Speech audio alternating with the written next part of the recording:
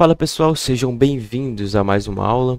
Quem fala aqui é o Ricardo e hoje falaremos sobre uma vulnerabilidade muito crítica e recente que deve atingir ali por volta dos 40% dos usuários do Ubuntu, tá? É uma falha simples de ser explorada e é uma falha muito interessante, né? É uma falha de Privilege Escalation que permite com que a gente consiga com que um usuário consiga escalar seus privilégios, consiga usuário root sem muitos problemas, tá? Então bora lá, bora ver sobre essa vulnerabilidade aí, tá? Tá, a falha que está sendo chamada de Game Overlay, ela ocorre no Overlay File System, tá? É um sistema de arquivos de união que permite que a gente junte vários file system em um só, tá? Esse sistema de arquivos é bastante utilizado ali com Dockers, né? Como por exemplo, para manter uma imagem original em uma layer e em outra layer a gente mantém as modificações daquela imagem, né? Porém, essa flexibilidade ela torna esse file system um potencial risco ali, né? Já que, por exemplo, ela permite com que arquivos copiados de uma layer inferior para outra layer superior, ele mantenham alguns metadados críticos, como por exemplo o stick bit, SUID, coisas desse tipo, tá?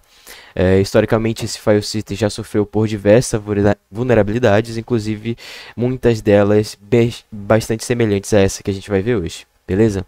Então, dando uma olhada um pouco sobre como que funciona um Overlay File System, por exemplo, eu criei aqui um diagrama um pouquinho resumido para que a gente entenda basicamente como funciona, tá? Então, como mencionado, o Overlay File System ele vai unir vários File System em um só.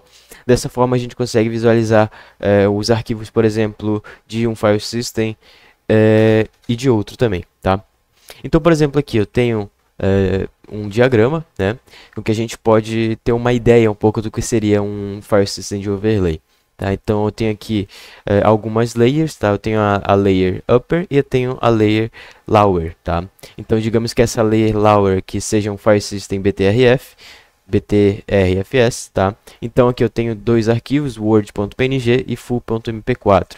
Aqui na upper eu tenho hello.png e bar.mp3, tá?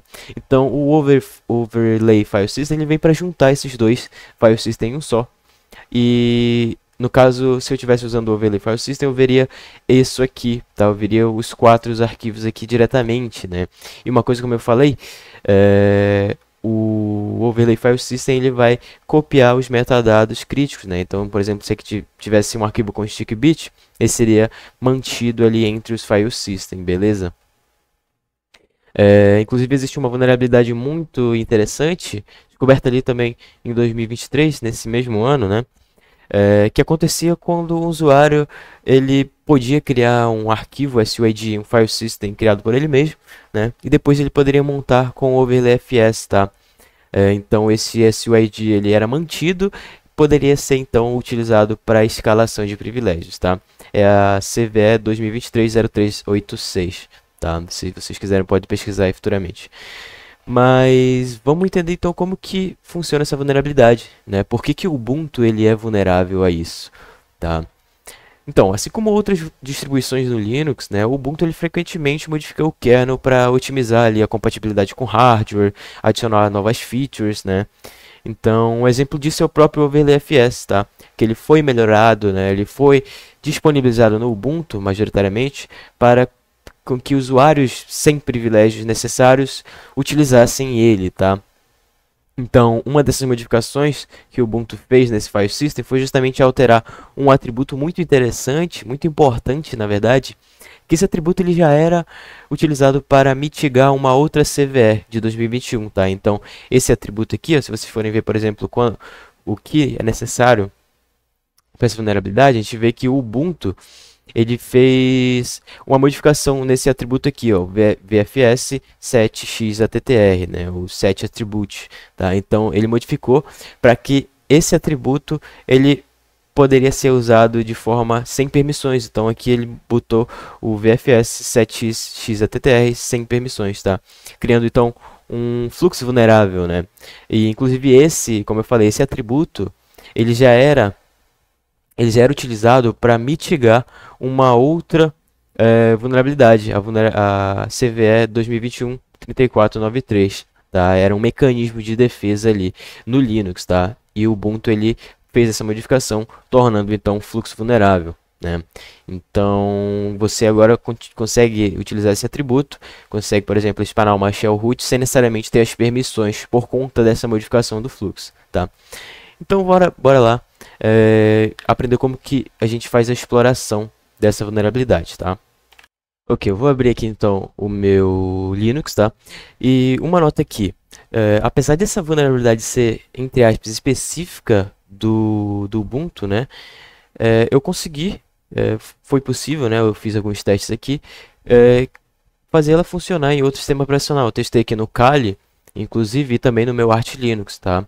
Também eu vi amigos aí falando do OpenSUSE, então é algo que tem a se testar, mas tenha em mente que, digamos, eu vou testar em um ambiente Ubuntu, tá? Eu vou testar aqui no Kali, só para demonstrar mesmo, tá? Mas a vulnerabilidade ela deveria ser testada aqui no Ubuntu, tá? Mas como que a gente faz para explorar isso aqui? Então, basicamente a gente vai digitar um share, que é um utilitário ali para a gente utilizar o overlayfs, tá? E vamos dar rm de root para montar alguma coisa como root e m de map, tá? Então, vou spawnar aqui o bash, digamos, tá? Então, prontinho, tá? Não tem muito segredo, né? Basicamente a gente consegue o privilégio aqui muito fácil, por isso que é uma vulnerabilidade muito crítica. Inclusive eu vou demonstrar aqui para vocês no meu Arch Linux, para mostrar que também está funcionando aqui, tá?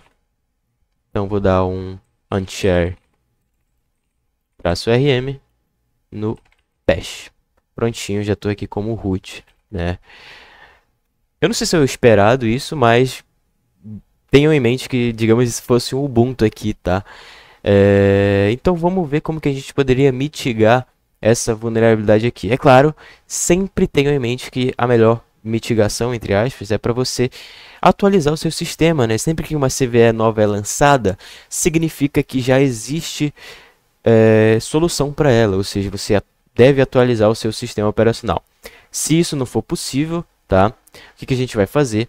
A gente vai utilizar um outro comando aqui, sudo sysctl-w, para a gente capar as permissões ali dos usuários, tá? Então vou botar aqui